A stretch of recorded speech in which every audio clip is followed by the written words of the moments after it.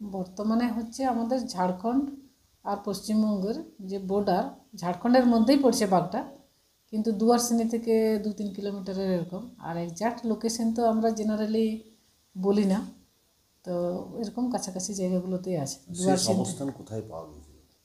শেষ অবস্থান আমরা পেয়েছি দুমকা কোচাতে।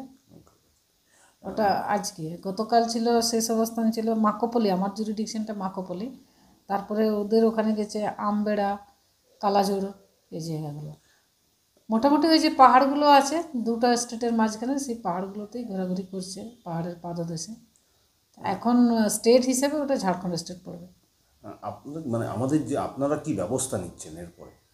আমরা মনিটরিং ছাড়া তো আর কিছু করতে পারছি না। প্রত্যেক দিন আমাদের টিম আছে, সেই টিমগুলো পায়ের ছাপ ধরে ধরে খোঁজার চেষ্টা করছে কোন দিকে মুভমেন্ট করছে। মনিটরিং ইন দ্য সেন্স পাবলিককে একটু সচেতন করা, হঠাৎ করে যাতে কোনো দুর্ঘটনা না ঘটে যায়, এবং বাঘটাকেও তো একটু ঠিকঠাক করে দেখভাল করে রাখতে হচ্ছে।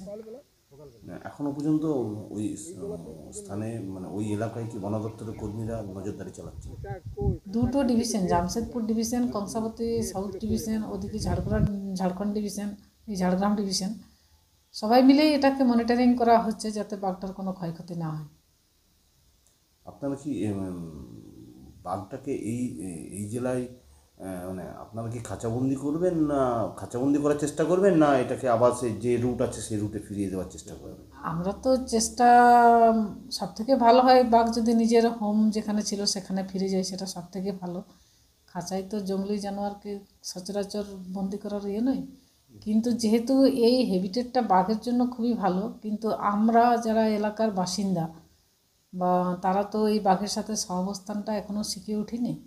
তাহলে ততদিন পর্যন্ত যদি সুযোগ হয়, তাহলে যদি একদম লোকালয়ে চলে আসে যেখানে বাঘের প্রাণহানির সম্ভাবনা থাকতে পারে বা মানুষের প্রাণহানির সম্ভাবনা থাকতে পারে, সেরকম কন্ডিশন হলে তো খাঁচাবন্দি করারই চেষ্টা করব।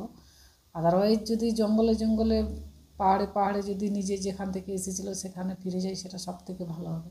কোথা থেকে এসেছিল বাঘটা জানা গেছে কিছু? কিছু তো জানা যাচ্ছে না। আমাদের তো সামনে শিমলিপাল টাইগার রিজার্ভ আছে, পালামো আছে, হাজারিবাগ আছে, ওদিকে অনেকে বান্ধবগড়ের কথাও বলছেন। তো কোথার থেকে এসেছে এক্স্যাক্টলি বলা যাচ্ছে না।